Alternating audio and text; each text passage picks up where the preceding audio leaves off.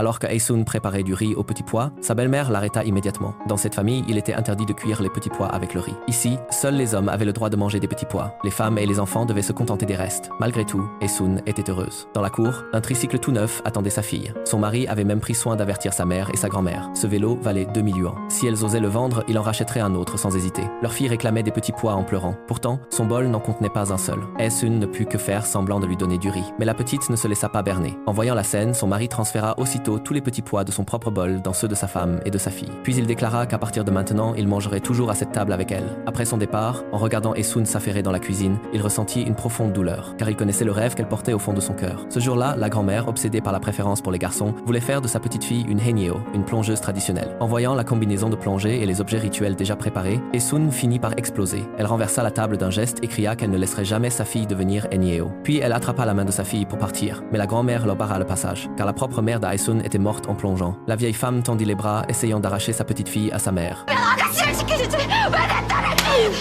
Le mari n'aurait jamais imaginé qu'en son absence, Aesun vivait ainsi depuis tout ce temps. Dès que la belle-mère vit son fils rentrer, elle s'empressa de rejeter toute la faute sur Aesun. Lui ne répondit pas un mot. Il posa simplement les petits pois et le livre illustré qu'il avait acheté pour sa fille. 애순이 나랑 살러 왔지. 이 집 며느리 살러 온 애 아니야. 애순이 볼 생각 마요. 내가 안 시켜.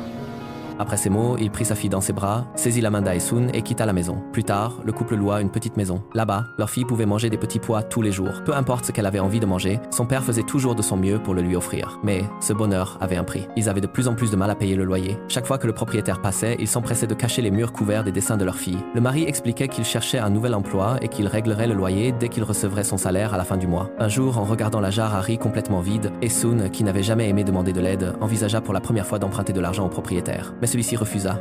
Sans autre solution, elle retourna chez sa grand-mère pour demander de l'aide. Pourtant, une fois sur place, elle se contenta de pleurer en silence. Au final, elle n'eut pas le courage d'ouvrir la bouche. Ce soir-là, la grand-mère vint elle-même la voir. Elle sortit un livret d'épargne caché contre sa poitrine. En découvrant la somme inscrite dessus, Aesun resta figé de stupeur. La vieille femme lui expliqua qu'elle avait économisé cet argent sou après sou en vendant des soupes et des repas avant la guerre. Craignant que son fils ne gaspille tout, elle l'avait gardé caché pendant toutes ces années. En réalité, avant de mourir, la mère d'Aesun était venue la voir. Elle lui avait demandé de tendre la main à sa fille le jour où elle se retrouverait dans une situation difficile. En entendant toute l'histoire, Aesun et son mari ne purent plus retenir leurs émotions. Ils éclatèrent en sanglots dans les bras l'un de l'autre. Finalement, grâce à cet argent, ils achetèrent leur propre bateau.